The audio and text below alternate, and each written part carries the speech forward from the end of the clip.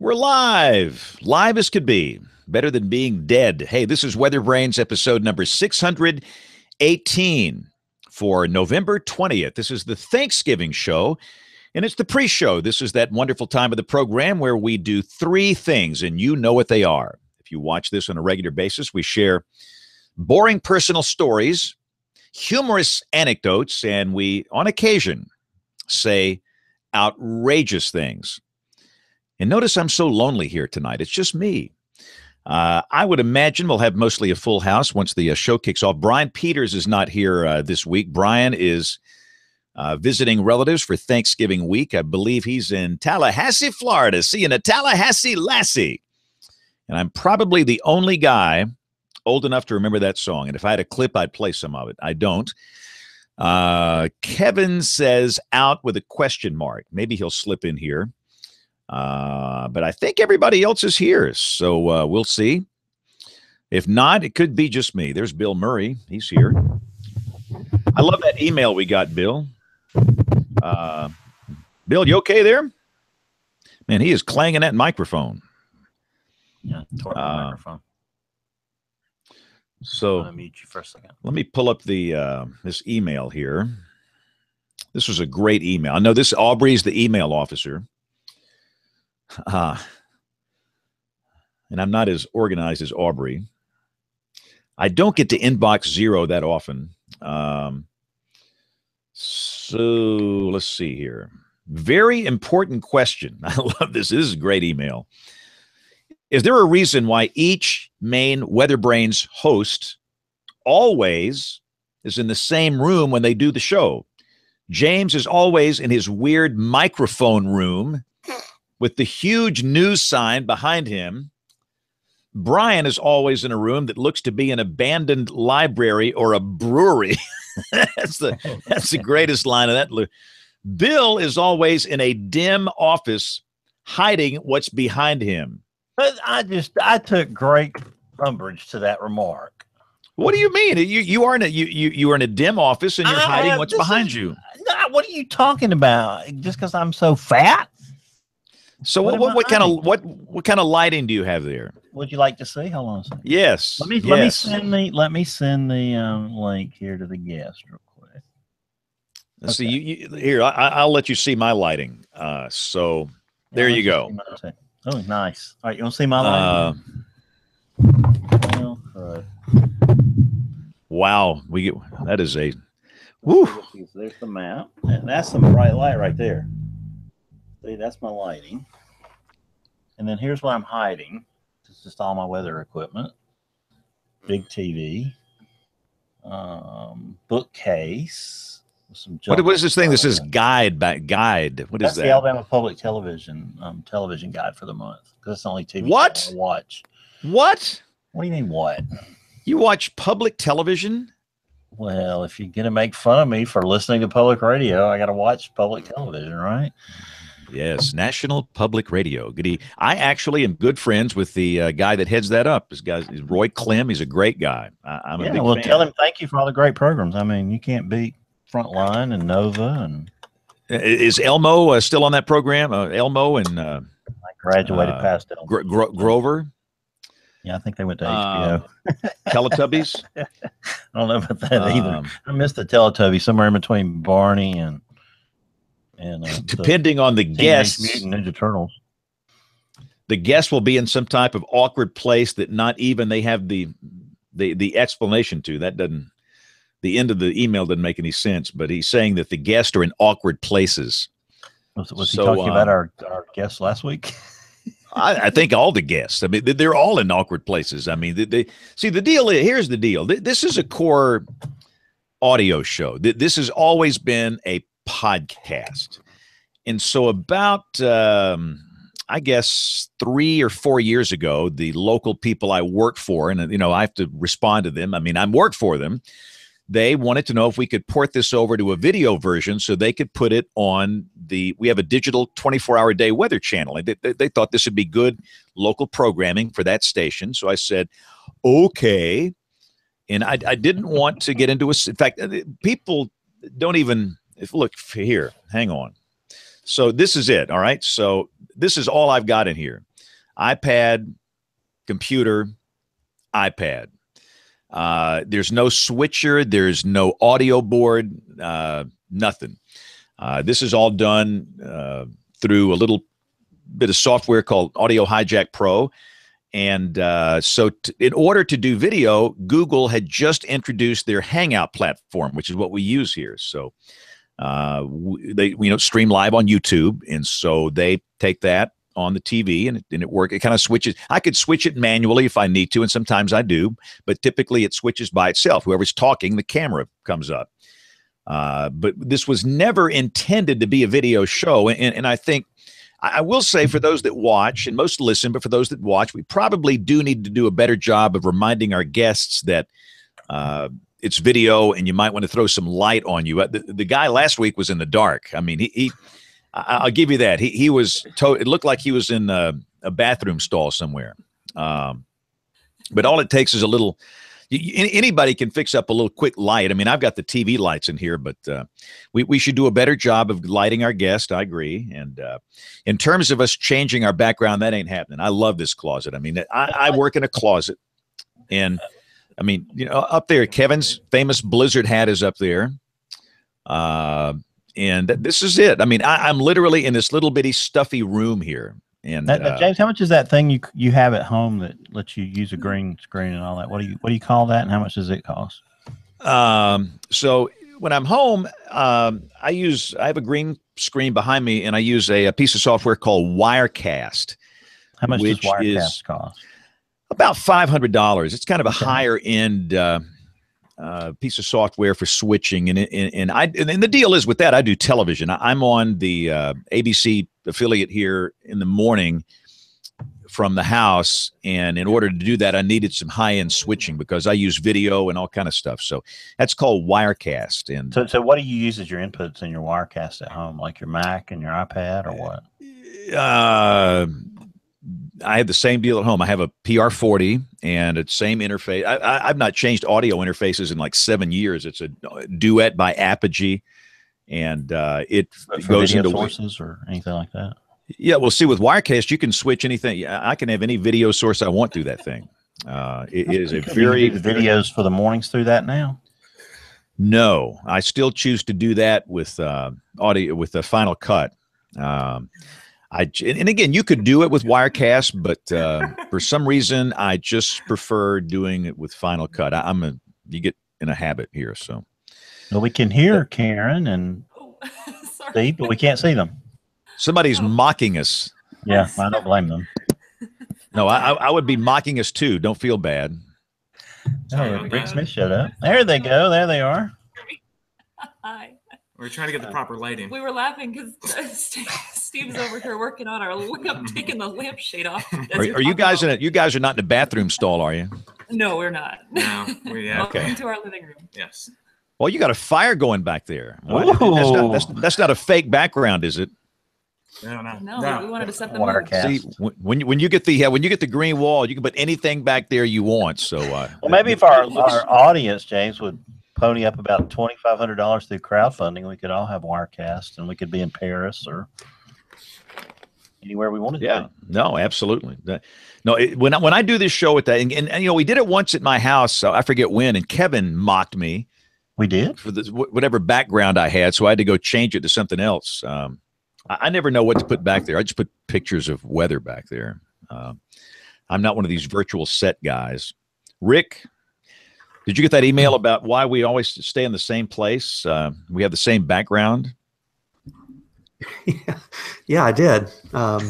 He didn't mention me though, so I'm okay. But yeah, no, he didn't. He obviously confused me with Brian too, because I don't steal Wi-Fi. What was that about? The best comment though is that Brian's room looks like a brewery. I mean, that's like awesome. I think it was Nate that said you stole Wi-Fi. Yeah, no, that was Nate Johnson. Yes, Nate. Come on, Nate. NBC Nate. Yeah, so Nate Johnson gets the job. He is the head of weather operations for all of the NBC owned and operated stations in the United States. Our own little Nate here. So he just leaves us. He hasn't been on the show since he's got this big title. So But he still answers emails. So email. but he answers all the email. I think he's gotten too big for his britches. Maybe he'll be a guest sometime. Yeah. We need to get Nate back on this show. Bill, can you get him as a guest? Yeah, I'll work on that. Yeah, please book him. February 5th open. Yeah. All right. So let's see here. So Kevin might be out. Aubrey, I've invited everybody, so I think we're good. We have to wait for the three more minutes for the show to start here.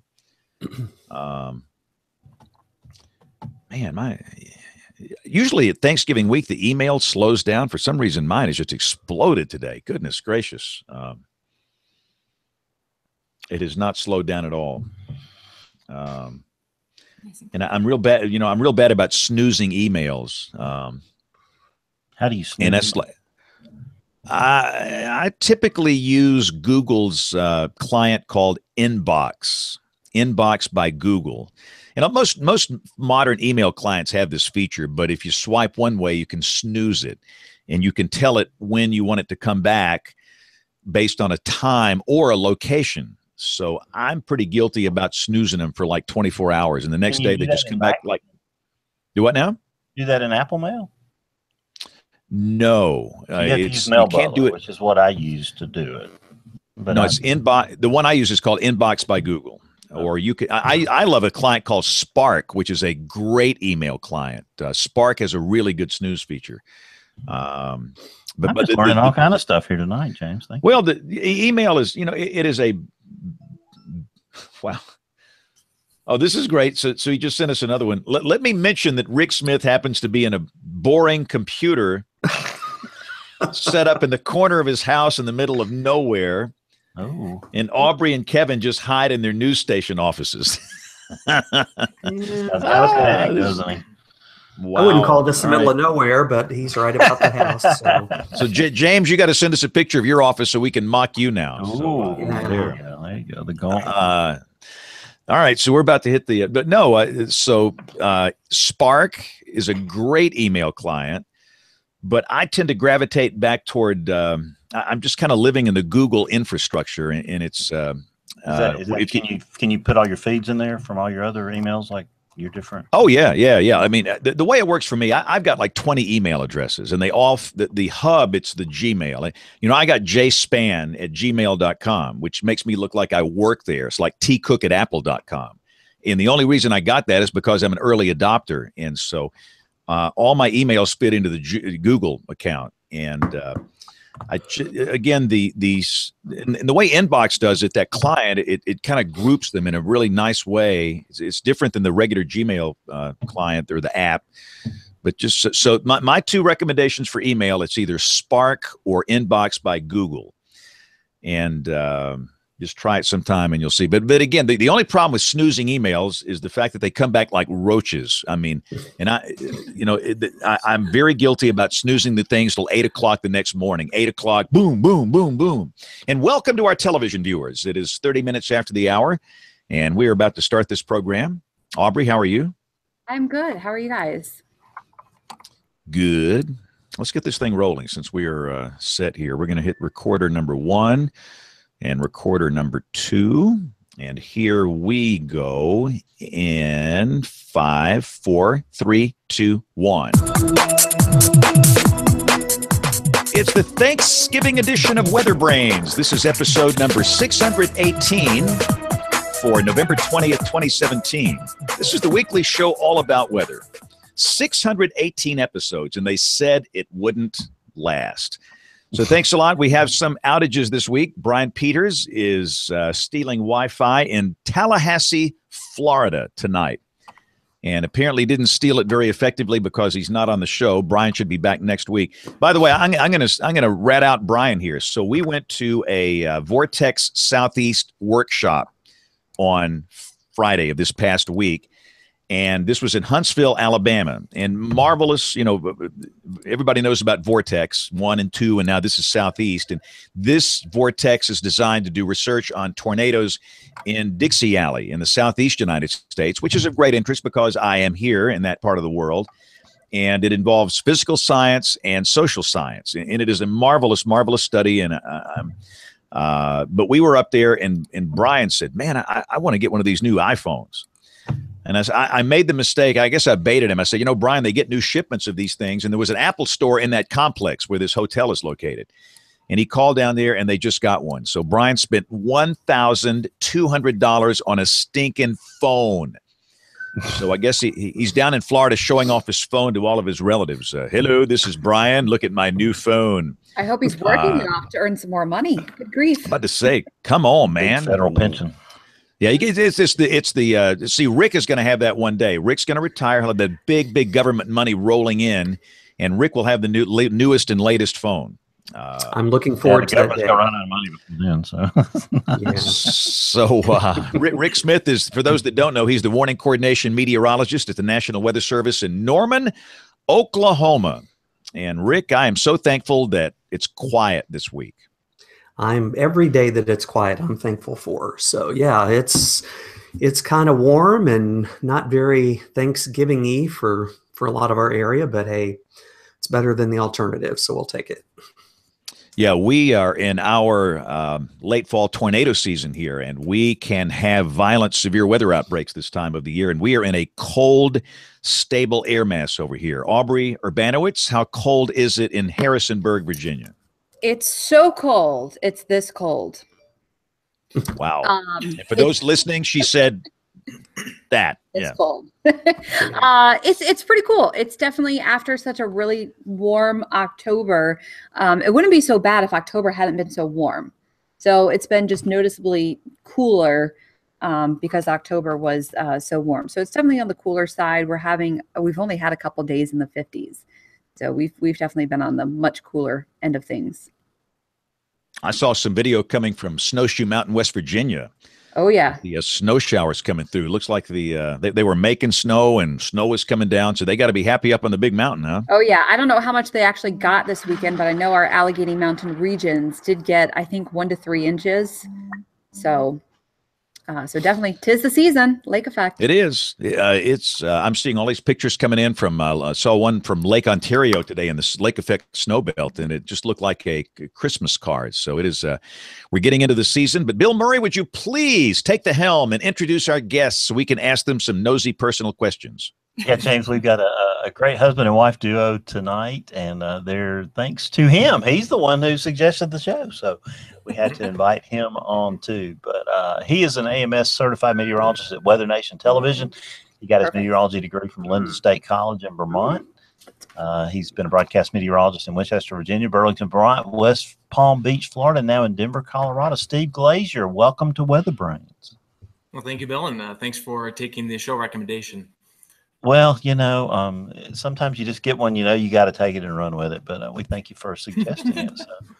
So it is great. But our second guest, WeatherBrains tonight, is currently the director of weather operations at Weather Nation Television. She currently oversees the daily on-air digital weather content developed at Weather Nation. Before making that move, she worked on air as a broadcast meteorologist in Vermont and Florida. She got her meteorology degree from Linden State College in Vermont. I'm seeing some commonality here, and she is an AMS certified broadcast meteorologist. Karen Jerome, welcome to the show. Thank you very much. Appreciate you having me on, both of us. And she had probably the cleanest, coolest WeatherBrains test we've had in a long time. So thank you for preparing for that there, Karen. No problem. We prepared the light just for this as well. Yeah, and we're going to make you turn your camera around and show us your light. We were showing lights off a little earlier. So oh, no. This camera's not turning around. We've got the view here for. It was so funny last night because, these people were coming to paint this wrought iron fence in front of my house this morning at 9 o'clock. And the guy had said, you gotta weed eat under the bottom or I'm not going to be able to paint the base of it. And I realized this about 6 o'clock last night. Of course, it was dark. And so I take that giant studio light or whatever it is out in the front yard with a long extension cord, and I look like something crazy at 7:30 at night, weed eating in the 40-degree temperature. So it was no fun. So you would have made fun of me, James, if you'd seen that picture. Yes, exactly. That's what I do. Yeah. So anyway, but it's good to have you guys on the show tonight. We always ask people how they got into weather. Karen, we'll start with you. Recite some event that sparked your interest. Was it that way for you? No, no, I have the most. No, boring that's the first story person that's ever. ever said that, I James. know. I feel like a fraud. I really do. No, just no particular event for me. I always get like asked this question, and I wish I had a better answer. But the truth is, I'm just a science geek. Always have been. Always interested in science museums, and that's where, I just always asked to go as a kid was the science museum. So it's just kind of always been in me. Science in general, not just meteorology. So spark of meteorology came in college, actually. Once I already decided to pursue it, I had an interest, decided to go for it in college, and that's when the love just flourished, if you will, for the whole science of meteorology. Steve has a much better story. Good, Steve. Let's hear yours. Oh, wow. Oh, okay, well, hopefully she didn't talk me up too much, but mine was not an event either. Mine was due to drag racing. My father was a drag car racer on the side. So when I was in first grade, he would take us to, and I grew up in New England, so we would go to this New England Motor Speedway or New England Dragway, and I would help him calibrate his car based on the weather. So for instance, little things like humidity and wind and cloud cover and the time of the season of the year, it all made his car run differently, and we had to get it down to like a thousandth of a second. So when you're talking about very small changes in weather, it can make a pretty big impact. So he had me monitoring, like punching all these numbers in the racetrack, and I just got hooked. That is really cool. So when did you guys meet? In college or somewhere before that? Yep, met in college at Linden State. It's a pretty small college in Northeast Vermont, but great school for meteorology. So we met there freshman year. So give us a little sales pitch for Linden State. We hear about it a lot. Some famous meteorologists have come from there, including y'all. So give us the sales pitch for that meteorology program in that school. Sure. I can't say enough wonderful things about Linden State College. It's, again, very small school, about 2,000 students or so, tucked away in the beautiful Northeast Kingdom of Vermont. Most gorgeous part of the state, in my opinion, probably one of the most gorgeous parts of the country. Get some beautiful fall foliage, wonderful outdoors. And I think that's why the meteorology students probably do so well, because it's not exactly a college town. You kind of have no choice but to get outside and look at those beautiful open skies. So, the classes are small as a result. And so you get that wonderful one-on-one attention with your professors, and the professors there are fantastic as well. We both were under most of the same professors for all 4 years. And shout out to them. Shout out to all the professors there at Linden State. They're awesome. They're very personal. They want you to do well, and they will do anything they can to help you in your career. Yeah, no, I was going to say the same thing. The professors are good. The alumni connection's good too. So a lot of alumni come back and talk with the students that are there about stages of their career. And then we were really starting off in broadcast, and there are a lot of sectors now. Since we've left, there are a lot more options for you to do in meteorology. And when we were there, though, they had us doing broadcasts on a very local, very small market television. We'd go out to like 4 or 5 little towns of maybe 1,000 people each. But it was the real thing. At 5:30, they do a Monday to Friday live broadcast. So for the broadcasting side, it was like perfect. Yeah. Getting all that experience for mostly juniors and seniors leading up to graduation. Yeah, not just within the school. You broadcast to actual towns, and it's real news that actually matters to people. So that was cool. Great experience. I wanted Aubrey to say something, but I think she may be unable to talk right now. No, I'm able to talk. No, I will attest to the Linden State, because my new 5 o'clock meteorologist is from Linden State. And especially the program that you were just talking about with the state TV station. That's absolutely awesome, because he comes in and he is just doing so well because of that experience, which I think is just awesome. I didn't realize it was a broadcast, though, that actually did go out to actual towns, like an actual TV broadcast, though. That's awesome. Yeah, it's pretty cool. It definitely will teach you how to do it right off the bat. No, you it's don't true. want to make mistakes when you're actually going out over the air. Yeah, right. And we didn't cover like what's for dinner at the dining hall. It was like going to the town meetings and, weather-wise, I made a big deal about it. I would get there hours before just for this 1 3-minute hit and prep all the graphics. And they get some good hand-me-downs too for equipment. So it's pretty decent. Mm-hmm. So, so I think Steve, that's great. I'm sorry, Aubrey, go ahead. I was just going to say, I think that's great. That experience as kind of a liaison, because it kind of almost gets your feet wet while you're still in college, but you're still kind of really getting that taste of actual really broadcasting. I think it's just phenomenal. What a great asset. It really is. I mean, it gives us a chance to shake off the nerves. I think, like the first time jitters when you get on the air. I mean, I got that all out in my junior year pretty much. So, well, senior year was still kind of rough. I look back at my demo reel and I cringe. But still, it gave you that first year or year and a half of shaking the jitters off and kind of getting the hang of just getting your feet on the air. So Steve, talk about your career, how it evolved, and how you got to where you are today. Well, after the whole racing thing, I had an interest in science and math. Always loved it. Through school, went to Linden State. It was one of a few colleges I was interested in. About 2 months after graduating, I jumped. I was from New England again, and I jumped down to Aubrey's neck of the woods in the Shenandoah Valley. I worked at a TV station that doesn't exist anymore. It was the sister station to HSV. It was Winchester's affiliate that, a few years back they went under. But sounds like we have a lot of connections here. Yeah, when I was right. That was my first gig from 2008 to 2010, and I was a meteorologist reporter. We only had one weather show for the whole week, and otherwise I was reporting 4 days a week. So I had that. Then one day, luckily, it was a blessing. I got a call from her general manager, Karen's general manager in Burlington, Vermont. And I had nothing to do with it, I swear.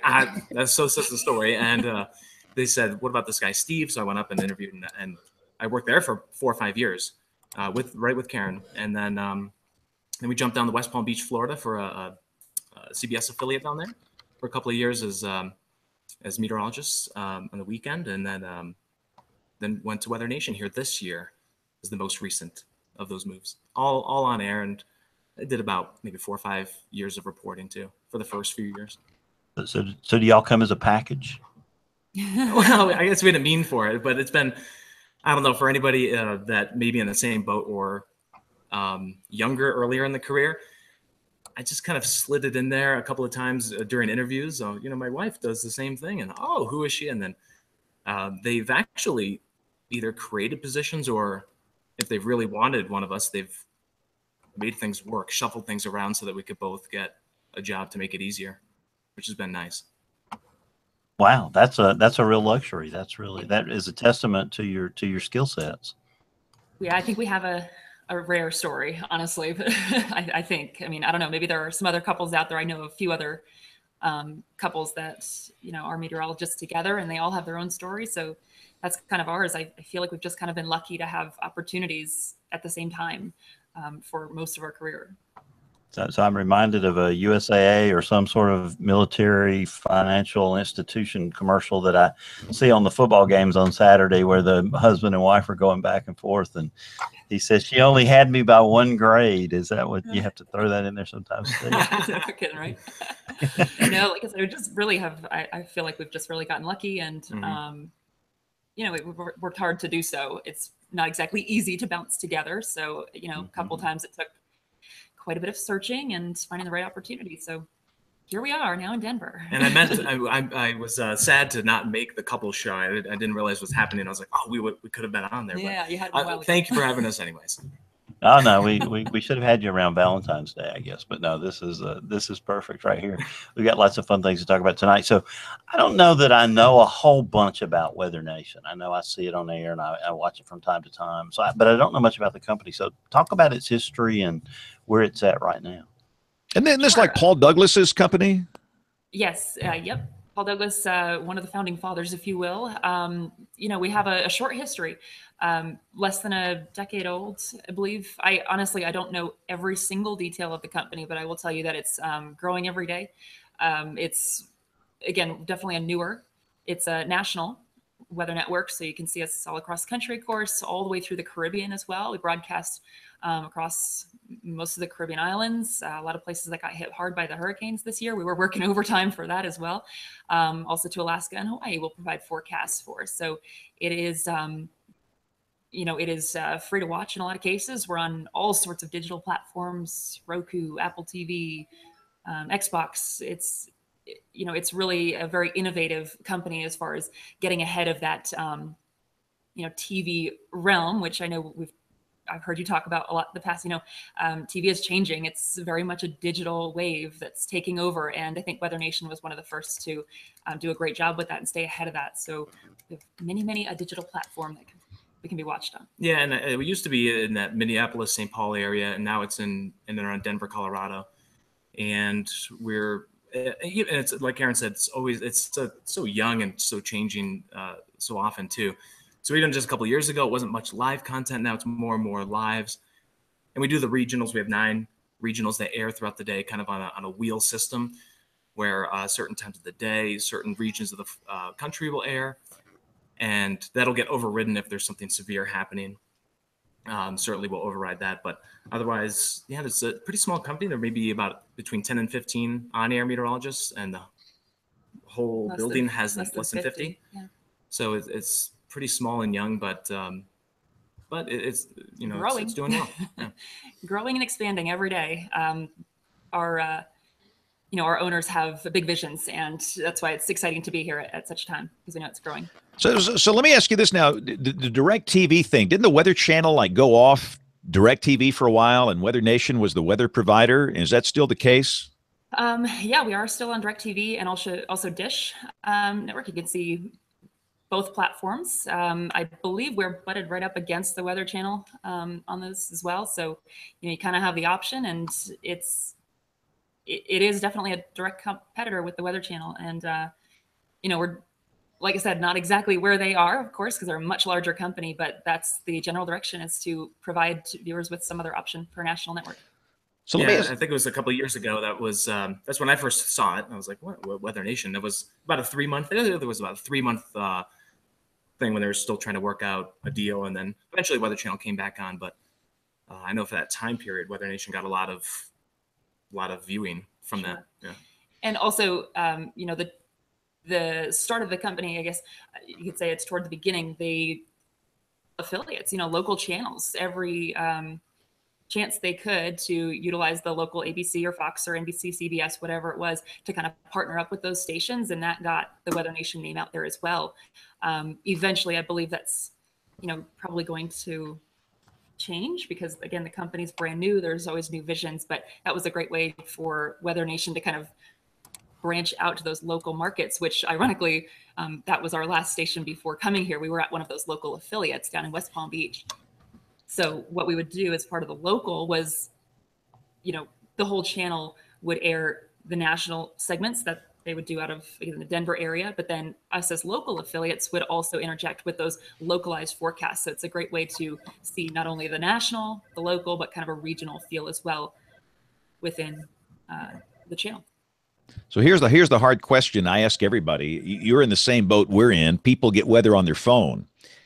Mm-hmm. And they will come to you and to us when there's a tornado and a snowstorm and the really, big impact events. What do you do to attract anybody to watch on the routine days when there's nothing going on, like right now?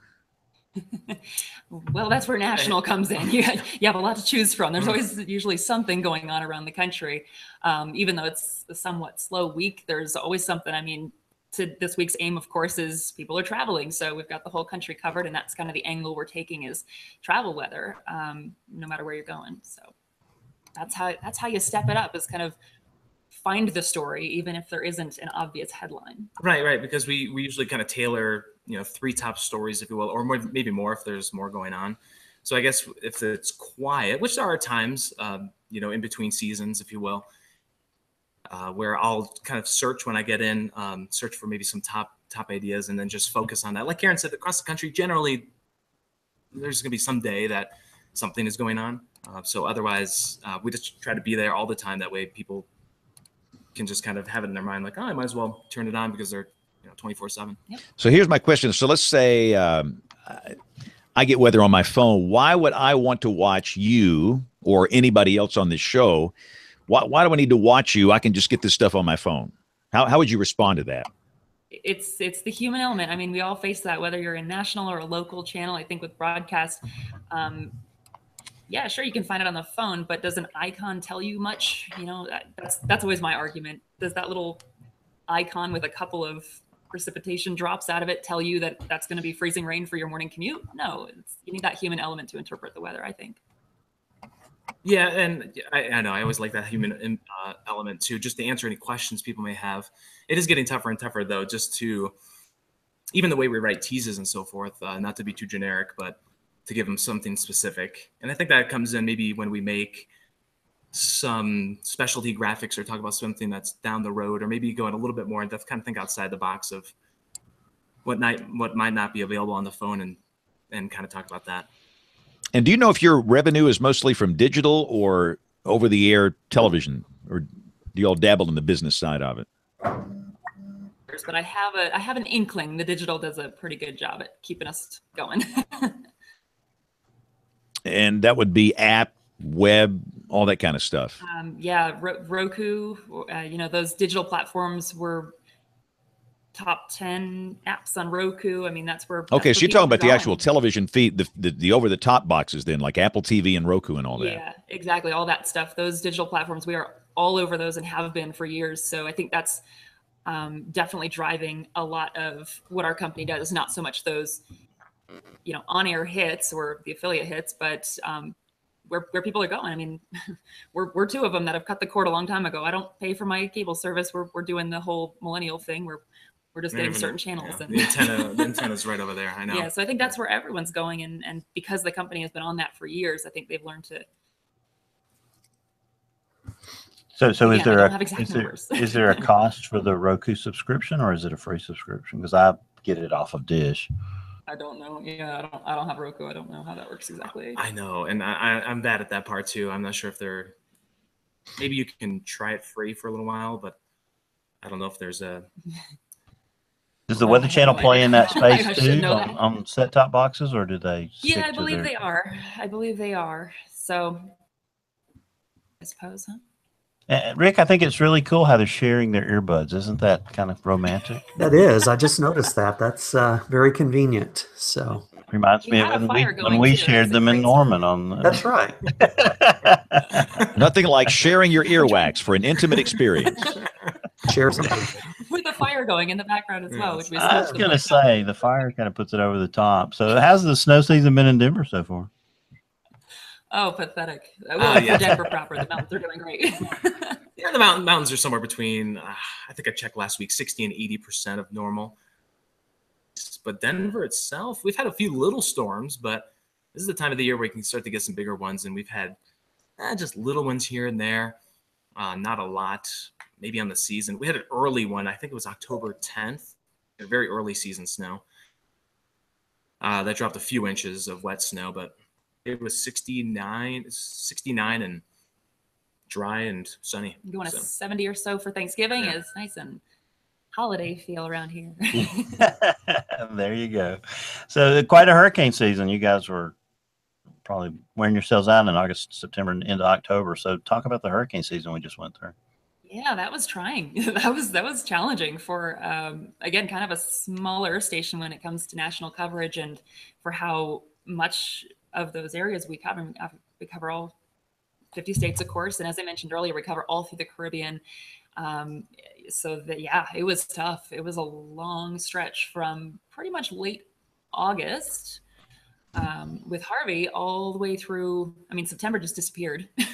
I think it finally started quieting down in October. It was a challenge. I mean, we did a really great coverage. I think the station was very proud of what we did because we are still, growing and getting our name out there, especially Irma. Man, we felt really proud of that coverage because it got our name out. And we felt very confident about the information we were putting out to viewers and helping people. And it was great to get that response from people saying, hey, we're watching you and really appreciate it. To get that kind of stuff, as even, anywhere you work, if you get that feedback from viewers that say, hey, you're helping us, we appreciate that. It was great on a national level to hear that. It was awesome. Yeah, and from the on-air standpoint, September was a blur. Like late August through early October was basically a blur. It was just so much going on. What made it more challenging and constant was the fact that we do the Caribbean broadcasts. So we have to remember, since even the storm is 1,000 miles from the U.S., we're still doing ramped up coverage for our Caribbean viewers. And coming from a local news market, though, it was a little bit different because, you know, we've worked in West Palm Beach and we had Matthew go right by. So the coverage was ramped up and basically just go nonstop for like 48 hours. So in a sense, we didn't do that, but it was almost like being in a local market in Houston, and then in Fort Myers, and then in Puerto Rico, where we would really ramp it up, do a lot of extended coverage for each storm as though we were a local market, not to the extent, and then just kind of dwindle things down. But always the hardest part in that was, I mean, I guess you have to cover the whole thing, even though the whole country is watching this one storm and they're not really going to get the other top stories weather-wise. So I guess that's where we have our little regionals that can play, then people can see. But it was busy. It was quite busy. Hey, this is Rick. I was just going to say, on behalf of the Weather Service, I know our office talks to you guys quite often, and you do a lot of that, where you get National Weather Service forecasters to, talk to you live, and how does that work? I mean, that kind of gets you into the local area. I know we appreciate the opportunity to do that, and anytime we get a call, we try to find somebody to do it, and we appreciate that. So does that? I'm assuming that helps, right? Absolutely. And I'll throw it right back at you. Thank you very much for taking the time, because we know you're super busy with everything you're doing on a local scale. To make the time for us, it's just so awesome, because obviously we are covering the whole country, which you would think gives a little more of a broad brush forecast. So allowing the local experts to really dig into those details and talk to you one-on-one is just invaluable. We do that a lot, actually. We'll talk to Weather Service offices. When it comes to big events, like Irma, we talk to almost every city mayor up and down the west and east coast of Florida. So just getting those local perspectives and opinions is, I mean, that's the important stuff. That's really the detail that impacts everyone. So we're definitely doing more of that, I think, than ever. More interviews and just more of that hyper local information, if you will. And we thank everyone who takes the time to sit and chat with us. Yeah. Well, it seems like I got to watch a lot of your Maria coverage, and it seems like you were doing a really great job with the freelance, and there may have been some corporate guys in there too, but the freelance meteorologists that were there, like Josh Mortimer, came back with some amazing footage for you. Yeah, Josh was a new partnership actually this year. He actually reached out to us and said, "Hey, want to work?" And we got it. Made it happen, which was awesome. But we do have, regular field correspondents and field meteorologists that'll report for Weather Nation from the field. Great crew at Live Storms Media. We work with them regularly for not only hurricanes, but severe weather, big tornado outbreaks. They're great folks, and really great to work with them. And again, we kind of ramped up coverage more than ever, I think, this year, especially for those hurricanes. So it was a long season there, and of course doesn't stop because we have winter season ahead and severe weather season after that. It's just kind of a never-ending cycle with national stuff. Yeah. So no truth to the rumor that y'all going to start naming winter storms this year, right? No, we haven't gotten that approach just yet, but each their own. Oh, brother. And no truth to the rumor that y'all parked that MARTA bus in front of the Weather Channel's live shot from the implosion of the Georgia Dome today, right? Yeah, we did see that. I caught that. I didn't know if we were streaming that at all, but yeah, it was poor timing for the bus. We can relate to that going on. I had to get that guy and interview him and say, "What are you doing?" Yeah. So Karen, you got this new role. You're sort of the NBC native of Weather Nation now, I guess. Tell us about it. It sounds like it's a really fun challenge. Yeah, it's different for me. This is, let's see, this might be helpful for some of you broadcasters out there that are, kind of looking at different avenues. I spent almost 10 years in front of the camera as broadcast met, and then, just decided it was time for a change. I was ready for something different, for some new challenges. And again, Weather Nation gave me an awesome opportunity to kind of help lead the team and go with this director of weather operations position, which again is what Nate's doing with NBC, which is great. It's kind of the overseeing of anything and everything weather. We have a traditional news director as well, Mark Hanner. He's great at running kind of the internal operations, but what I'm bringing is the weather side of it. You know, where should we send the crews? Should we look at more specific locations based on the forecast? So that's kind of the one piece of my job, but otherwise it's kind of the day-to-day stuff.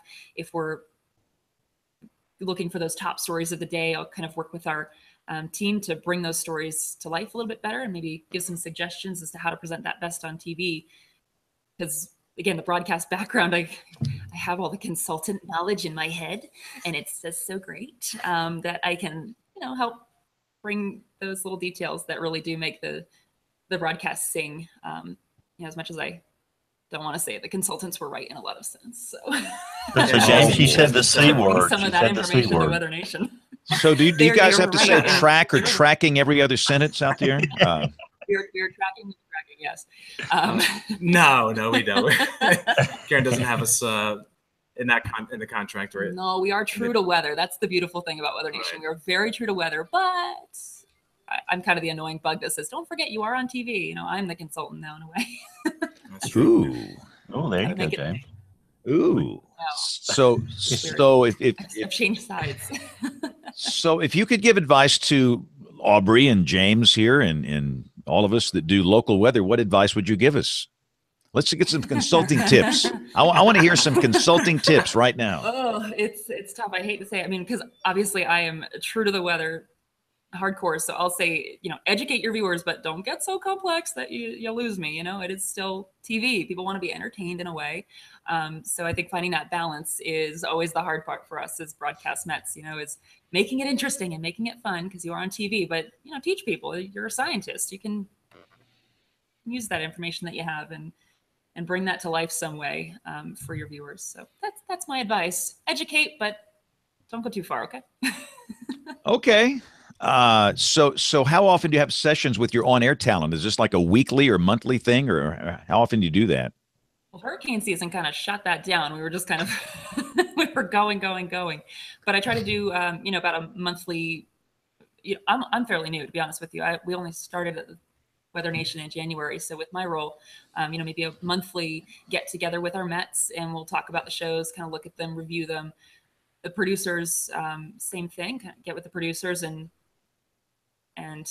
help them with their jobs and making the weather sing a bit better on the air, and present it in a way that's more riveting television. So yeah, that's. So where do you guys want to be in like 10 years? What's the goal here? I mean, you're the new upstart, and you got the Weather Channel that's been here for a long, long time. Is your goal to surpass them in the ratings and blow them away, or is it where do you want to be in 10 years with this thing? Sure. Well, I won't speak for all of our owners and managers, but I would assume that is the goal, is to give people another option for that national weather. National weather option. I assume that is very much a goal, but to, keep up with the changing times. I don't think it's just TV. We're going to be all over the digital platforms, definitely even more so now. That's the goal, is to just be ever present, be a utility for people. And I mean, personally, I think that's where weather's going. It's just being there whenever someone needs. It's not just like a cell phone. You've got to be a human element available at all times. So I assume that's where the company's going, is to just keep up with the changing technology and go with the digital age. So I guess I would just like to be wherever Karen is. Yep, 10 years from now. That's the right answer, and thanks for playing. That is the right answer. I'm about to go barf now. So, come on. What's your romance, James? So when I was talking about digital revenue, I was talking about app money. The Weather Channel apparently, and Bill Murray, you understand this better than me, that you've got IBM that owns their digital side. Is that right, Bill? Correct me if I'm wrong. And some other entity owns the television side. But I think a lot of the revenue is on the digital side. Do you guys have an app and revenue coming in from that and a website, or are you not in that game yet? I don't really want to speak too much to that in specific revenue, because like I said, I'm kind of more of overseeing the presentation and not so much the revenue side. So I don't want to say anything incorrect. Well, do you guys have an app at all? Yeah, we do. It's a free app, Weather Nation. That's it. You can download it today if you'd like. It's great. It actually really is a great app. Speaking from coming from some local apps, which were as we know in a lot of local stations, they're so-so. They're subpar, but I really like No, the they're Weather Nation crap app, apps. actually. Come on, just say Okay, it. They're crap apps. They're horrible. Now there's a Weather Yes. Nation free and there's a Weather Nation $2.99, Karen. Go for the free one. Go for the free one. What do you get for $2.99? I mean, I'm willing to spend $3. Yeah. What's the difference? That's a great question. I actually didn't know we had one for sale. You have the free. You have the free one. I have the free one. Yeah, where you do. You can watch us live there and live streaming there. You can get the regionals on demand. Is that section? Someone's going to hate me for saying go for the free one, but I think it's an excellent app for free. So let me ask you guys this. So the Weather Channel, and again, I come at it from a local angle, but they have gone a little rogue in some ways. And again, I have many friends that work there, and we get along fine. But they know my opinion on this. They are going proprietary in a lot of different things, like naming winter storms. They have a proprietary severe weather index called Torcon. Are you going to go in that direction, or that's a consultant thing, I guess? Are you going to come up with your own severe weather index to compete with DEFCON or Torcon or whatever it is? I mean, that is very much probably part of my role, be it a new role. I don't see us going that way. I think that's what we pride ourselves on, is being in line with the Weather Service and keeping that message clear and consistent. That's very important. Not to say that the Weather Channel is not doing something great, because again, they're going and making it memorable in their own way. But I think for now, that's something that Weather Nation does very well, is keeping that message consistent, and again, talking with the local Weather Service offices. And I think as a result, I could be wrong, but I believe many of them enjoy talking to us for that reason, because they know it's going to be pretty straightforward.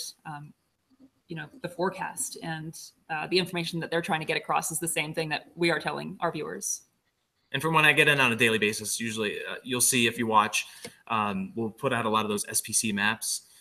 So with the whole table, and we'll do some explainers about that, about what each, category, if you will, mean.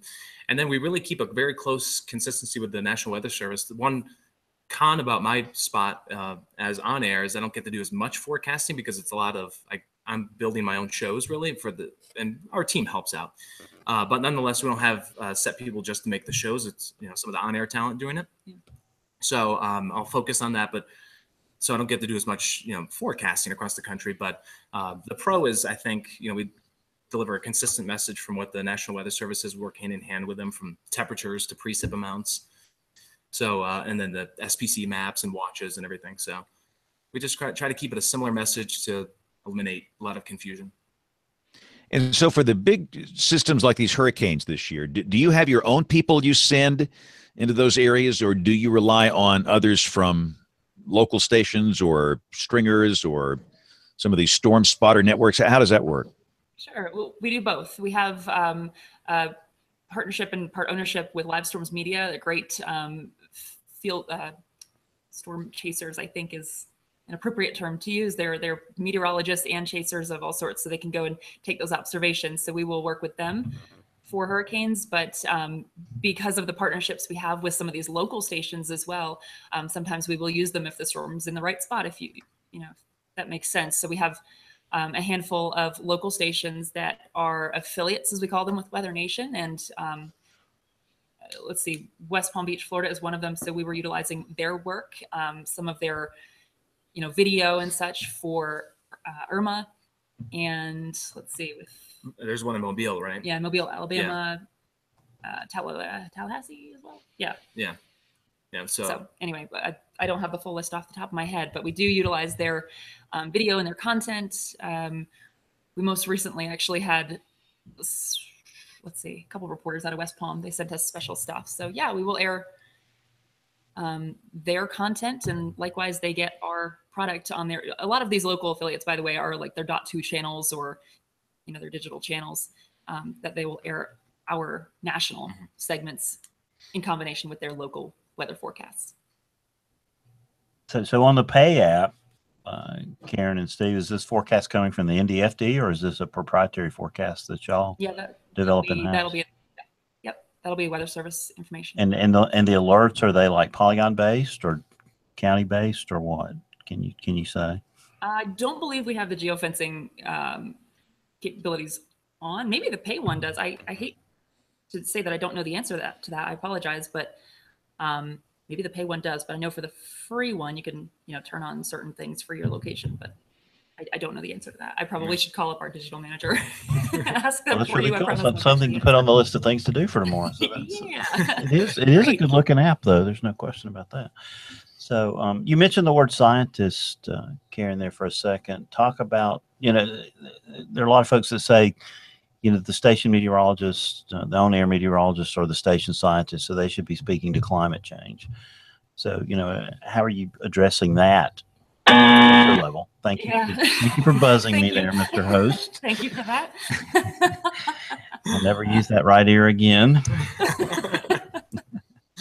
Do I still have to answer the question now? I don't know. I have to hold leave to the buzzer. Go ahead. judge. But we do hear that, and we say that a lot. So how are y'all handling it? We haven't dug in. We have not dug into the climate change. Sorry, I just said it. We haven't dug in on it. Now we're We do hold offer that buzzer. Stop it.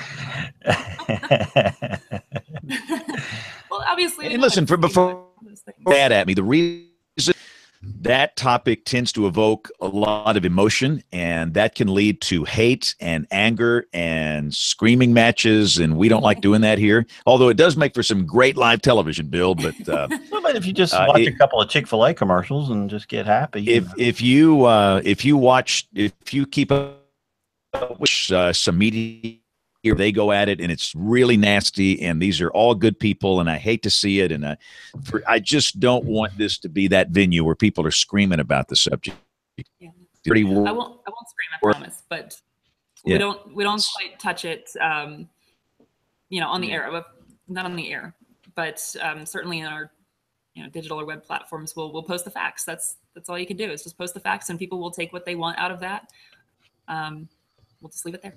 I do think we have a real opportunity as the station scientists to promote the resilience direction. And I think that's increasingly going to become important as we go through time and we see, we see more storms and more people in harm's way. I think that's really important. So are y'all addressing that in any way? Yeah, I mean, we're all about the preparedness, and that's all.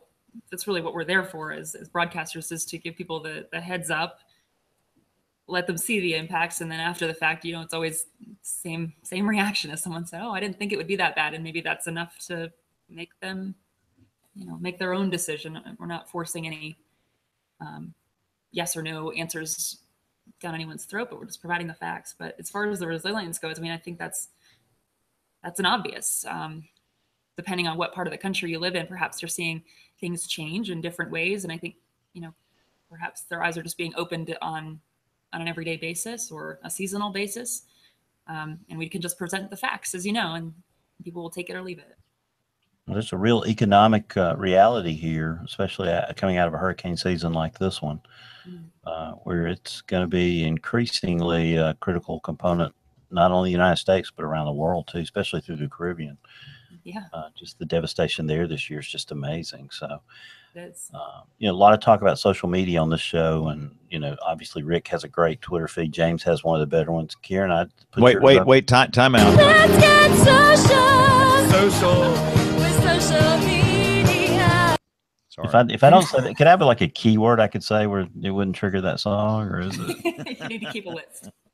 But I would put your Twitter feed up there with anybody's. Kieran, just looking at it a little bit today, you do a good job with that. Thank you very much. It's an easy way to reach out to people. That's for sure. I mean, the world is on Twitter and Facebook, and if that's the way people are getting their information, then heck, I'll put out the information there. Do you guys use Instagram or Snapchat? Because in many markets, including mine, Instagram blows away Twitter. It's not even close in terms of reach. Yeah. I'm sorry. I keep taking all the questions. Oh, that's fine. That's fine. Yeah, right. I'm sorry. I had coffee. I'm sorry. We're on Instagram, but not. We don't do any Snapchats or anything like that. But thought about that. But no, we're on Instagram, and definitely I agree with you. We definitely get a lot of good content from there, and it might be even one of the first places that we may look for something ongoing and to search for something. I think we even get more positive results from that than Twitter quite often. Yeah, we're all over the social medias. Shout out to our digital social media director, Heather Brinkman. She's awesome. She's done a really great job for us here at Weather Nation to get our name out there and get our reach out and pull in some stuff at the same time, pull in some new followers. Well, somehow along the way, I clicked on something, James, and your Twitter feed now comes to my text, and I can tell about what you're doing all through the day now. Sir, that is a disaster. I would turn that off right away. You don't even want to go down that path. I mean, yeah, I can't figure out how to turn it on, so I don't know how to turn it on. So. Back to the social media thing, kind of explain the staffing. How does that work? Because in my social media world is a staff of one. And I think I could speak for Rick Smith and Aubrey and Bill. How does it work at Weather Nation? How many people are assigned to the social side?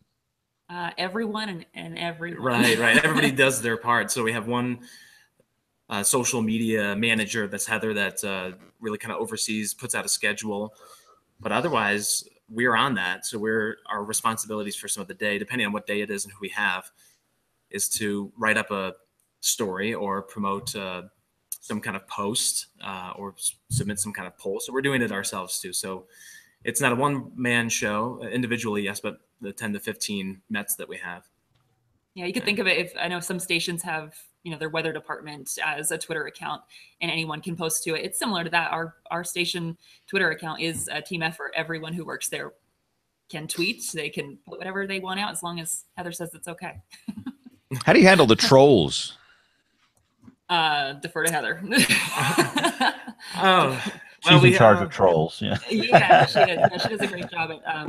We respond to people, so it's not like we're automated or anything. There's real humans back there. So it's the same way you'd handle it. If it's just out of left field entirely, you kind of just let it go. If it's a legitimate argument or a legitimate concern, sure, talk to people, figure out why they're angry.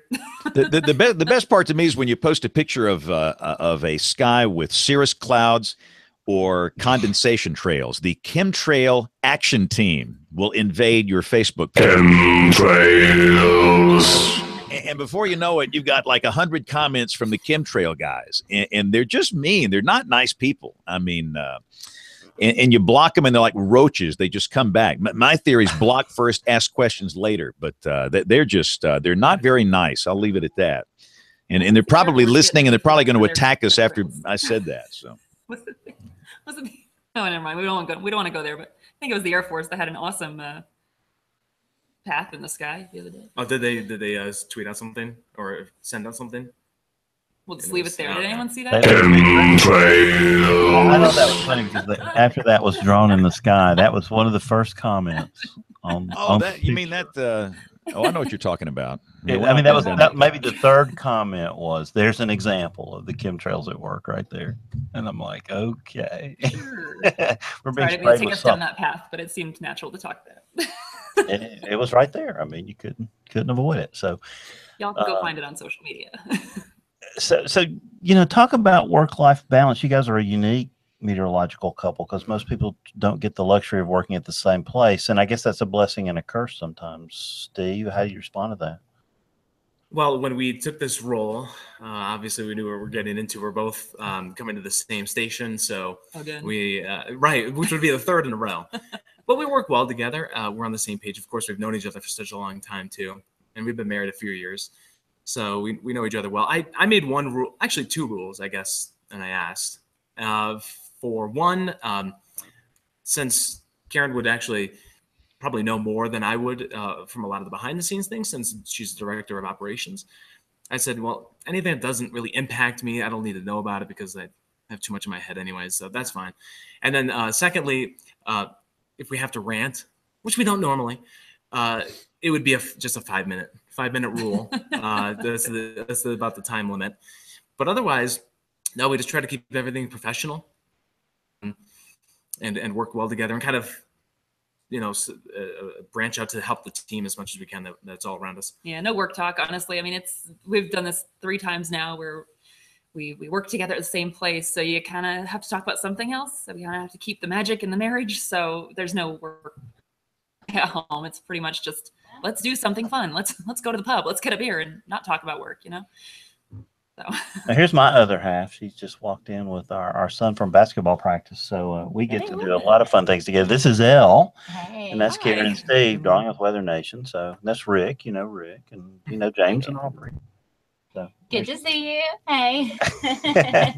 that's my other half. So I understand about sharing earbuds and being romantic, which James Sharing Grant obviously earwax. Yeah. eschews, non-romantic thing. But anyway, that's fascinating. And Karen, it goes on into, you amend a post the other day about that I think referred to Ginger and talking about people calling meteorologists weather girls. Oh yeah. You know, Please don't. it's still amazing that Let's do still that. happens today. I love it. What was the quote? It was something like, you don't call, Dr. House. Boy or something. You don't call him Dr. Boy. It's just your doctor, whether you're a boy or girl, man or woman. It's the same thing with meteorologists. Come on, give us the credit. That's been that's a long topic we could talk about, but I won't. Yeah, that's annoying. I don't want to see anyone undermined because of their gender. You work just as hard as the man next to you, and that's definitely something that we've had to face too. I mean, it's kind of funny just seeing him get an offer over me or vice versa throughout our careers, and we have the same exact degree, same exact background, same exact amount of time, and it's just interesting how certain employers will treat you differently because you're gender. So And there's funny. a recent study that's out about that, about the percentage of females in the field has increased, and maybe they're more represented in the larger markets than they were before, but they seem to be losing ground in the chief positions and the evening positions. So Yeah, comment on that. I saw that. I read that article, or at least the paraphrase of it.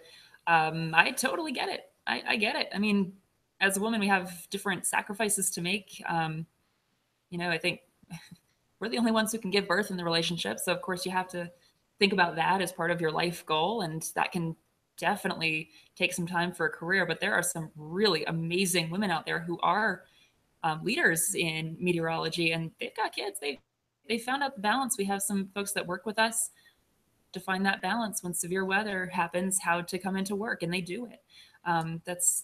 It's just an awesome thing that some women can do. But others, it's a hard struggle for sure. You've got to think about the family balance, and we don't have that challenge just yet. No kids in our life, so we've been lucky to kind of just give everything we have to our careers and go for our goals. So that's probably part of the reason we've been able to bounce different locations together, because it's just us and we can kind of go where the job is. Not everyone has that luxury. Hey, I got to cut through this, Bill. I got to get to the good parts. So, Okay. Karen, you were an actress in zombie movies. Oh, you went there. I love it. You went there. Yeah, On that's my no deep secret. research, I didn't find that. How did you find that, Span? So look, man. I got people on the tweeter that know things, and they I think put it's little right on my things in Twitter my page, ears. actually, So yeah. we have an actress in zombie movies. This is fantastic. I mean, this is good. So you got some explaining to do. I do. I guess that's why I nominated in the first place. Oh yeah, that was the real reason. You No, didn't that's- mention that's that my in the little secret. nominations. Yes. Steve. You left that out. That's my dirty little not so secret fun fact about me. I do love acting. That's kind of what got me into broadcast. Actually, I always enjoyed acting on films and on stage, and the mix of science and performance was kind of a natural there to go into broadcast meteorology. So yeah, I've had the opportunity to work with some film companies to do some smaller, lower budget films, and sometimes those are zombie flicks. And man, I loved every second of it. It was so fun. So I want to hear more about Zombie Town. Zombie Town. Yeah, that was The meteorologist from great Zombie production Town. company. This is I love it. fantastic. No, this is the most fun part of my life. A small production company in little old Rutland, Vermont, which is near home for me, called Edgewood Studios. They've done some really fun films over the years, and a couple have been zombie flicks. So I've gotten a chance to work in those. My mom was working on the sets for a while, and I got involved at a very young age to be on the film sets and play around. It was, again, a very small production studio. We're not talking Hollywood or anything here, but and so just knowing the directors and the producers growing up, I showed an interest early on. I think I worked as a PA in some cases. I served the coffee and did the behind the scenes roles, and then I get to be in one of the films. I get to be eaten by zombies. Oh no, I just gave it away. Spoiler alert. There you go. Wow. It's a fun little hobby of mine. If I could do more films, I would love to do more zombie and action flicks. You know, a lot of zombie movie directors watch WeatherBrains, so this is a foot in the door right here. So, hey James, there is a weather themed movie on her IMDb page, Ice Queen. Yeah, it wasn't totally what? I was a body double for the Ice Queen. It's true. Okay, yeah. There you go. So that's weather related, so it does tie in. Yeah, no, that production company did a lot of weather related movies. I think we had Lightning was one. Oh my gosh, there were a couple actually. Avalanche. Illegal Aliens, isn't that like politically incorrect? That is my claim to fame. Okay, that right there was that was a great one actually. That was a fun film. I was a standby on that one, and I believe my official role was hot girl in hotel, which really looks good on the broadcast meteorologist resume. Wow. No title. This is really not about me. Steve, what about you? I'm not on IMDb. Brian won't let us do the webpage anymore if you use that one, James, while he's gone. No. See, this is my only appearance as a zombie right here. a Snapchat filter. That's all I can do. So that's it. I mean, 2007, is that what that comes up as? Illegal Aliens? Yeah. It's not what it sounds like. It really isn't. Yeah. All right. So on from zombies. So advice for young people, you two. A lot of young people listen to this show that might be in high school or college and they're meteorology majors. What advice can you give them to be successful? Oh, I'll start. When I was a sophomore at Linden State, we had the alumni connection. So we had some of the alumni come back. And for broadcasts, it was good to hear them say, kind of make yourself more diverse, get into more reporting or ability to shoot as a photographer. So I did that. It took just a few more classes to shoot and edit, and it helped me get my first 2 jobs in the industry. Or at least I think so, because I did a lot of reporting. So it was making myself more diverse and taking more classes and really just kind of not stop learning. Even now, I just still like to do a lot of the comment modules and just still keep learning and trying to see where things are going and stay ahead of it. But from the standpoint of broadcast, it was getting diverse in college. Yep. Same thing. I think I'm kind of living proof of that right now, is that you start off on a path that you think is the end goal. I thought I was going to stay on the air the whole time, but then just kind of decided it was time for something else. So having a skill set that you can kind of branch out maybe in the long run and have your options open is really important.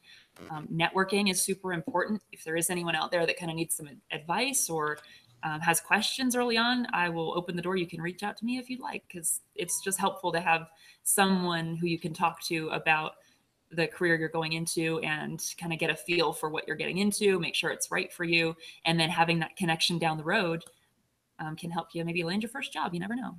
Networking is huge. And my sources indicate that you might be on a panel, early career conference in Austin, the AMS meeting. Is that true? Yes, leading right into that. I will be on the panel for Early Career Broadcast Mets at the AMS conference coming up in January. Looking forward to that, speaking alongside some great other people in different fields as well and representing the broadcast side. So if you can make that, that's the Sunday before the conference technically starts. I believe it's the Sunday the 6th, I think, is the time frame. So if you can, if you're an early career Met, please feel free to come and pick my brain, and we'll talk about where where meteorology is going. I think that's the focus of our panel mostly, is the current state of jobs and the future of where it's going, which we know is ever changing in the broadcast world. So I'll be able to speak to that. Awesome. Now, can you guys stick around for a few more minutes? If you have to leave, that's cool. We have to take a break. You guys hang with us and be thinking of a pick of the week, because we're going to do that here shortly. This can be a website, hardware, software, anything weather-related. We've got to take a break. We have Professor Peters in WeatherBrains 101, Tony Rice in the Astronomy Report. We'll have the Weather Roundup, the picks of the week, the email inbox, and audio from Tarmo Tantelsu in Estonia, one of our favorites. That's all coming up as WeatherBrains rolls along. WeatherBrains 101 with Professor Peters. Well, it took several scheduled attempts before the Joint Polar Satellite System 1 lifted off from Vandenberg Air Force Base, California at 1:47 a.m. Pacific Standard Time on Saturday, November the 18th. The satellite's next-generation technology will help improve the timeliness and accuracy of U.S. weather forecasts 3 to 7 days out. The value of the new JPSS satellite cannot be understated after this tragic hurricane season, noted Secretary of Commerce Wilbur Ross. JPSS offers an unparalleled perspective on our planet's weather, giving NOAA advanced insights which will be used to guard American lives and communities. JPSS-1 will be renamed NOAA 20 when it reaches its final orbit. Scientists and forecasters will be able to use the satellite's data officially after its 5 advanced instruments, all significantly upgraded from those on NOAA's previous polar orbiting satellites, complete 3 months of tests. The satellite is designed to operate for 7 years, with the potential for several more years. Data these advanced instruments provide will improve weather forecasting, such as predicting a hurricane track, and aid in the recognition of global-scale patterns that can influence the weather, including El Nino and La Nina. They will also help emergency managers respond to events like wildfires and volcanic eruptions, and help communities recovering from severe storms with better views of storm damage and show the extent of power outages. The data will also be available to aid scientists monitoring changes in our environment. JPSS-1 will join the NOAA-NASA SUMI NPP satellite in the same polar orbit and will also provide scientists with observations of atmospheric temperature and moisture, clouds, sea surface temperature, ocean color, sea ice cover, volcanic ash, and fire detection. JPSS-1 is the first satellite in a new series of 4 highly advanced polar orbiting satellites, furnishing high-resolution data to improve computer models. If you have a question about the weather, drop an email to question@weatherbrains.com. Looking beyond the atmosphere, here's Tony Rice with your Astronomy Outlook. Enough with planet Nibiru. For the 3rd time this year, a prediction of a catastrophic collision between Earth and planet Nibiru, or X, or whatever, has come and gone.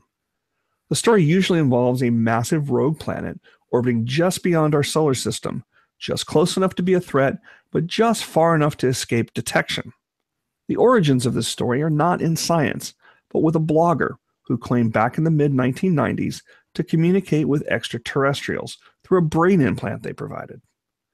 More than 1 million videos on YouTube have taken this story and ran with it, spending tremendous amounts of time analyzing photoshopped images, or just misinterpreting atmospheric optics like sundogs, or even simply scattered light within a camera lens as their definitive proof. NASA rarely responds to fringe theories like these to avoid giving them any legitimacy, but recently offered a rare public assurance that none of this is based in fact. Personally, I followed that lead, quickly exiting any conversation promoting astronomical conspiracies. But listening to astrophysicist David Morrison, I'm starting to wonder if sidestepping all of this is no longer the right thing to do. Dr. Morrison had had enough. His Ask the Astrobiologist series on the NASA website was inundated with questions about conspiracies and hoaxes from people who were truly frightened by them. The tipping point for him were the email from children, unable to sleep or do their homework, or even contemplating suicide because of the doomsday stories. So, Morrison took to the conspiracy theorist's favorite platform, YouTube, and with NASA's blessing, firmly stated that no, there is no evidence for the existence of Nibiru, Planet X, or any other 10th planet. He broke it down like this. If such an object did exist, it would be visible to the naked eye. If such an object did exist, it would perturb the orbits of Mars and Earth. If such an object did exist and had previously passed through the inner solar system, as the story claims, the inner planets, including Earth, would not be in the stable orbits they are today, and our own moon would likely have been stripped away. None of these things have been observed or have happened. So, perhaps it's time to follow Morrison's lead. When faced with conspiracy theories involving atmospheric or astronomic elements, a firm but polite no, coupled with some simple facts, can begin to have an impact on at least our circles of influence. It's something to think about. That's your astronomy outlook. Follow me in RTP Hokie for more spacey stuff like this. All right, I have a funny feeling there just might be some action in the inbox this week. We get letters. We get stacks and stacks of letters. Hello. You can hear me? Hello. Yes, ma'am. All right. I'm going to turn you all up.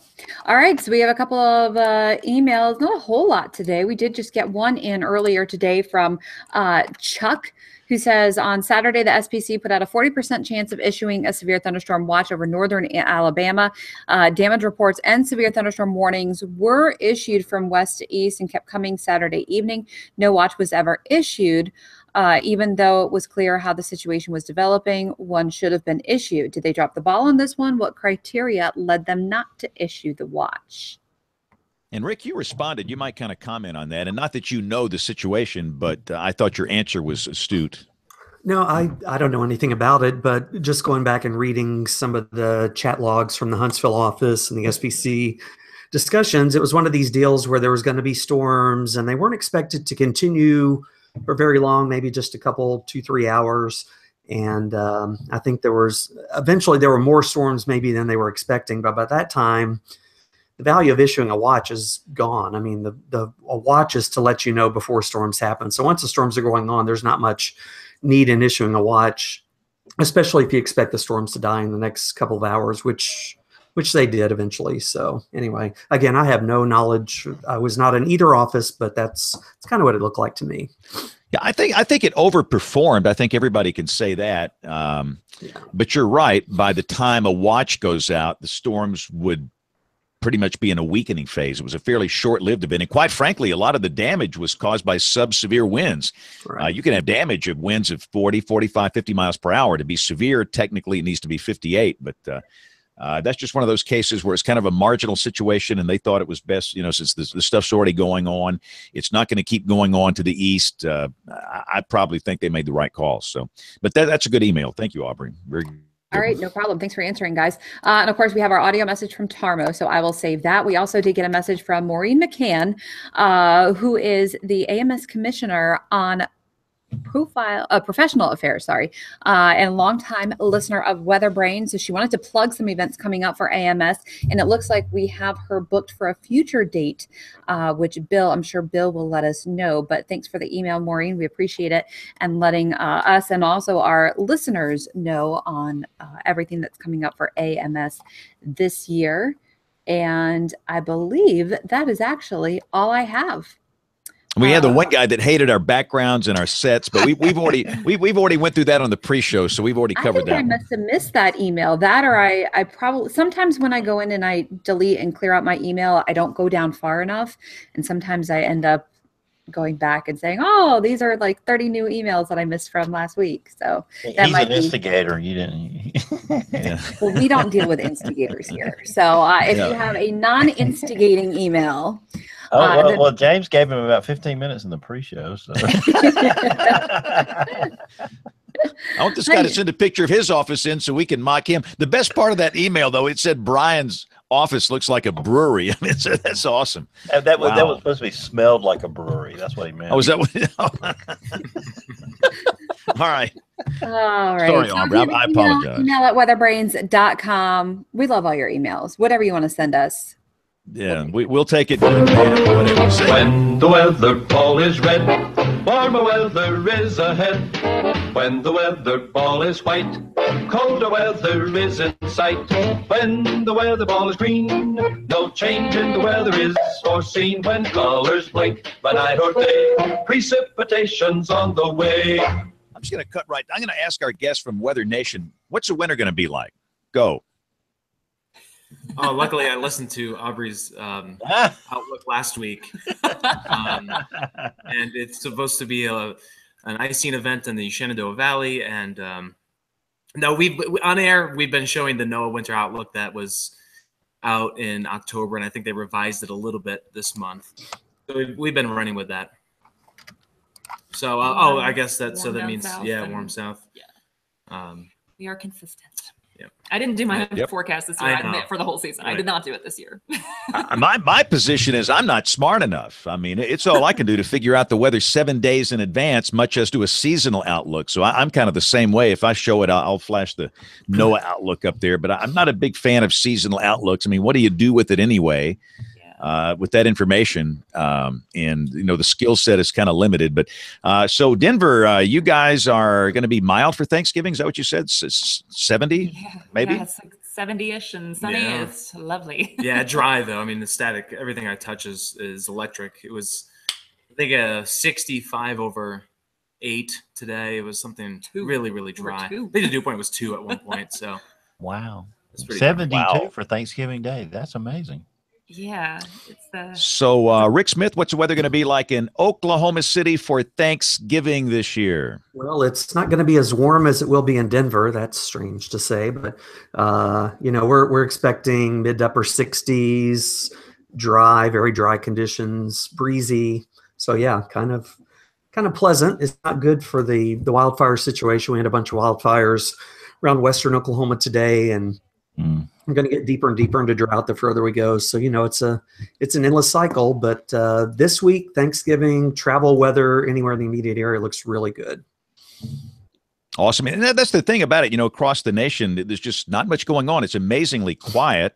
And Aubrey, where you are, you got no real issues, I guess, for Thanksgiving travelers? No, not at all. And I was showing the Thanksgiving travel outlook, and I said this is one in recent memory. This is, and of course my memory isn't that great recently, but the last couple of years, I can't remember showing such a quiet week, not just across the Mid-Atlantic, but across the East Coast and a little rain in Florida. But then zooming out to the whole country, it's just like, meh.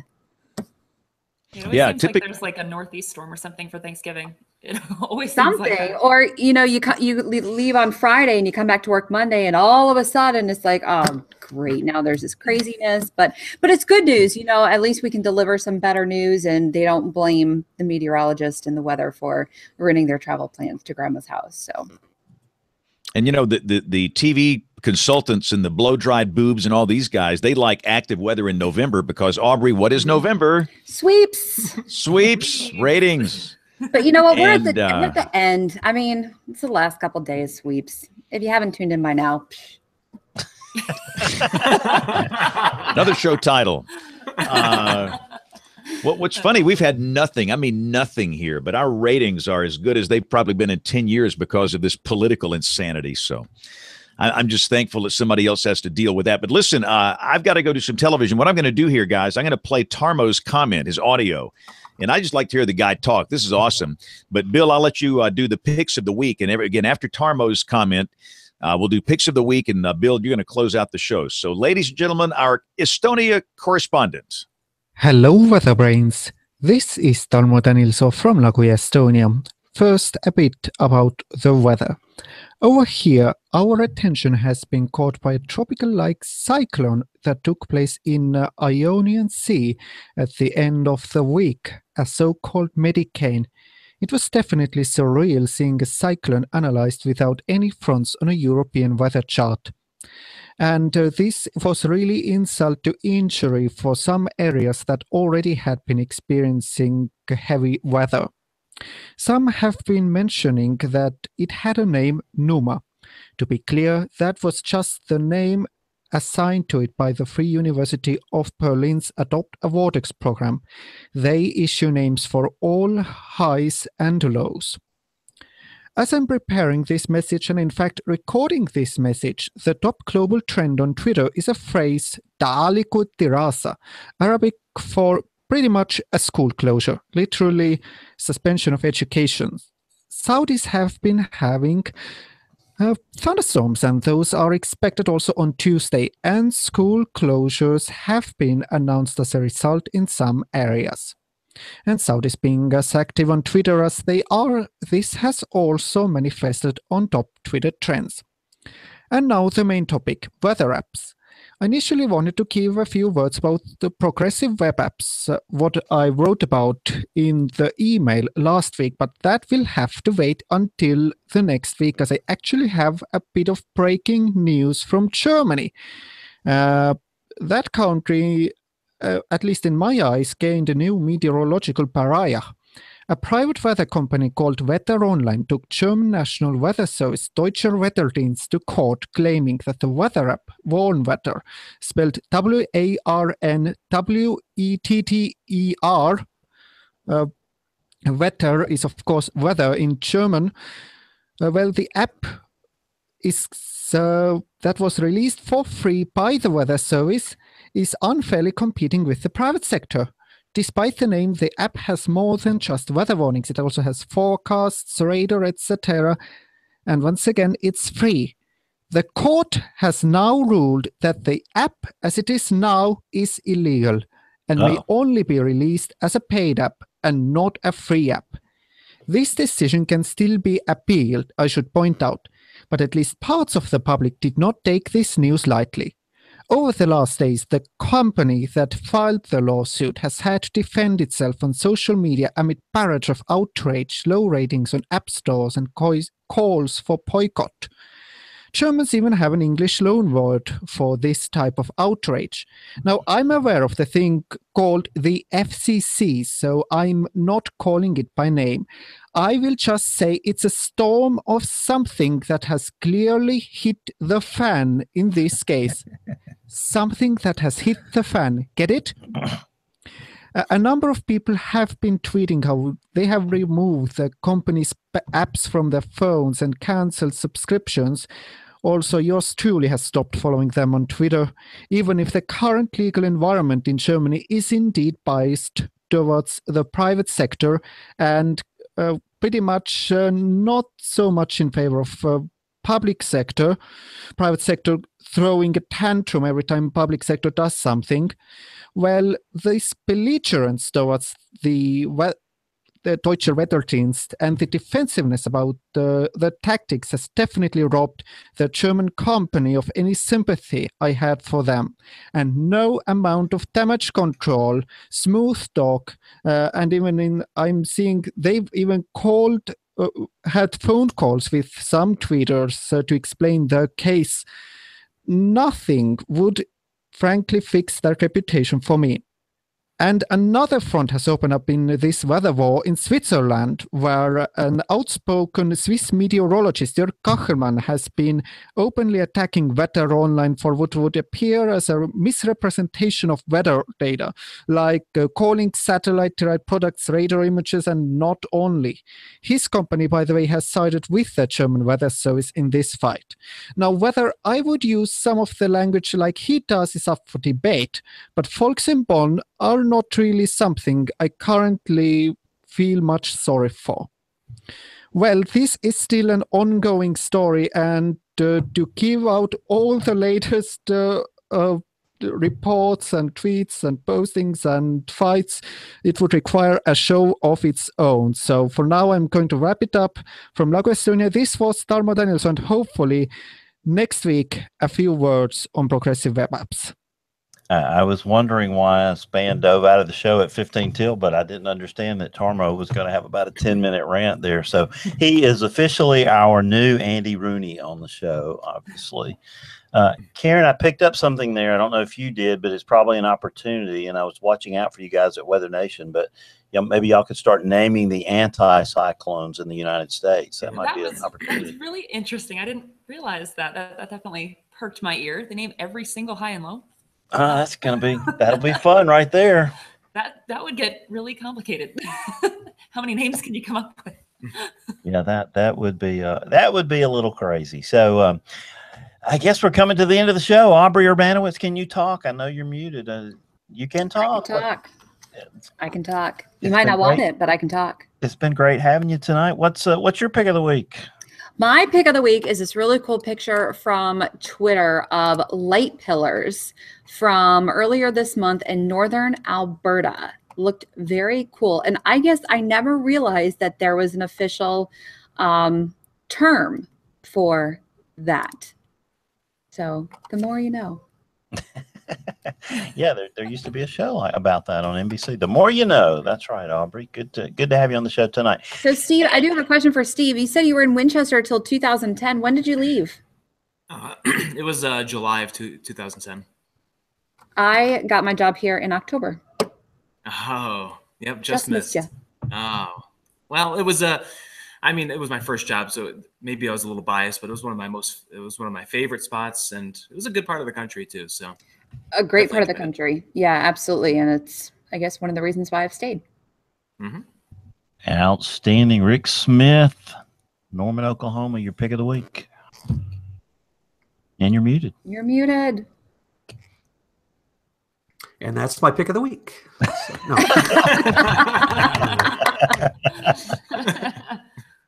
Let me start again. My pick of the week is a cool map I ran across this afternoon on a climate.gov website, and it's an interactive map where you can click on. They got thousands of surface observation stations across the United States, and you can click on that, and it'll give you the earliest known date of the first snow of the season. So if you want to know when is the earliest it snowed in Norman, Oklahoma, you can click on the dot there and see what the records show for that. So just kind of a cool surf around. And I like maps. I like any kind of, when you can plot data on maps like that, it's really cool. So I thought that'd be interesting. Outstanding. Well, I'm going to take the foghorn for this week. I've just been too busy, but I've really enjoyed having Steve and Karen on tonight. Karen, thank you. Steve, thank you for joining us. Thank you for the recommendation. Oh, you're quite welcome. And I'm excited. In coming weeks, we've got author Stephen Long next week on Monday, November 27th. We'll have Eli Jacks talking about the Project Simplify process at the National Weather Service on the 4th. I'm excited about being at the National Weather Service Partners meeting in Silver Spring that week. That's going to be a lot of fun. Steve Weiss, who's retiring from the SPC, will join us on the 11th. Maureen McCann, as Aubrey referred to earlier from the AMS, will join us on the 18th. And then we'll cram a whole bunch of shows into the end of that week for the holidays. Pam Heinzelman will join us talking about radar on the 20th. Greg Carbon will have his year in review on the 21st. And then we'll hop all the way into January before we start doing this again. We got Mark Taylor, the Surfline guys, on the 15th. Looking forward to that. Dr. Rick Knapp's supposed to join us on the 22nd. We'll have a lot to talk about that night for sure. And then we just added Richard Ramross to team National Weather Service Green Bay, going to join us with the WVSS system. I think that's really interesting. And somewhere in there, we're going to have Greg Matt, because Saturday morning they launched the JPSS satellite successfully. Rick Smith. That's right. Very cool. Almost hit the anniversary of the GOES-R launch, but yeah, that's exciting. And I think that's, Brian talked about it in his Professor Peters, but I think that's getting overlooked a little bit. I think, GOES-R, GOES-16 got a lot more attention, but I think this one's going to have big impacts as well. So really cool looking forward to. Well, I can't say that I stayed up until 3 a.m., but I did record NASA TV so I could watch it Saturday morning.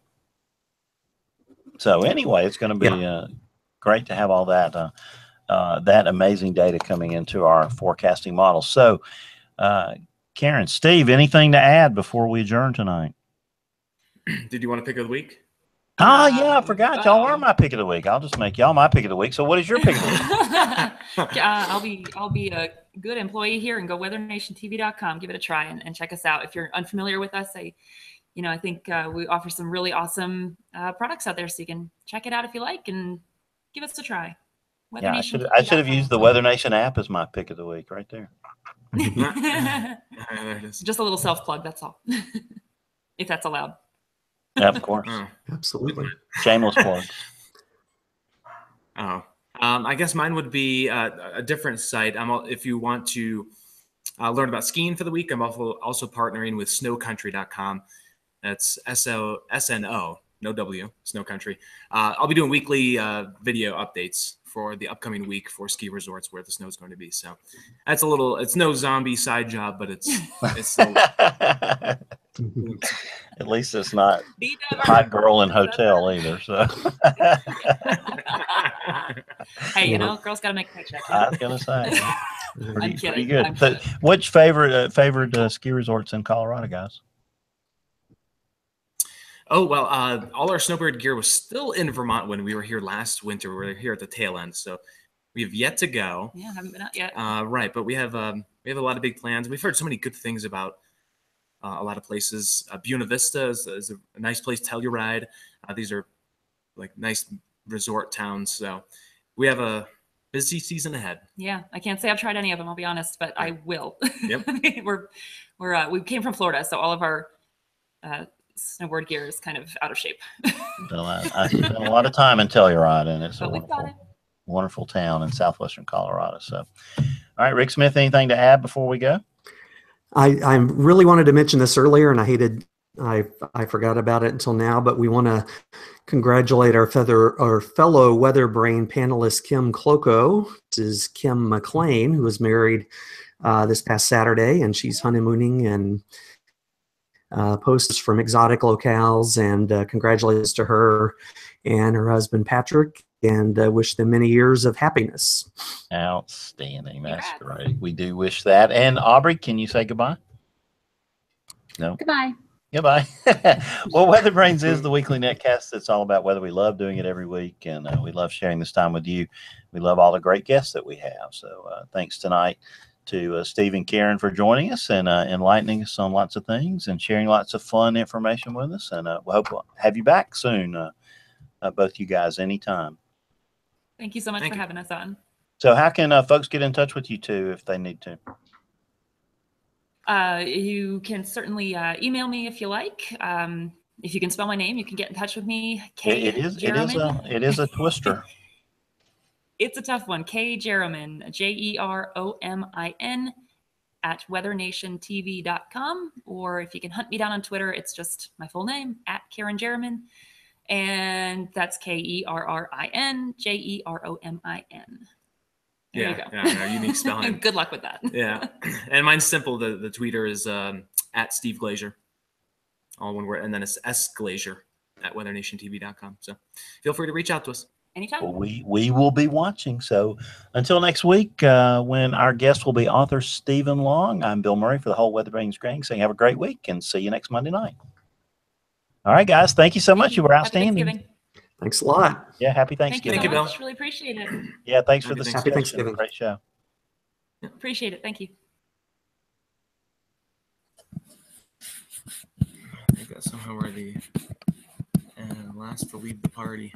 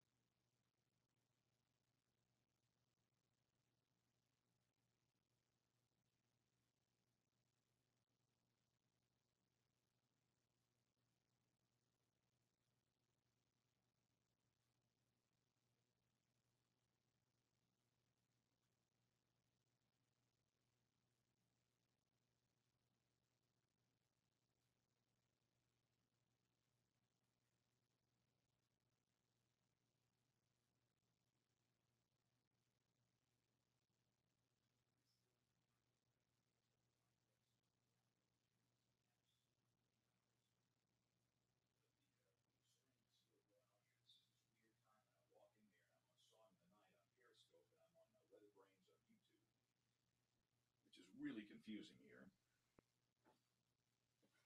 Oh, yeah.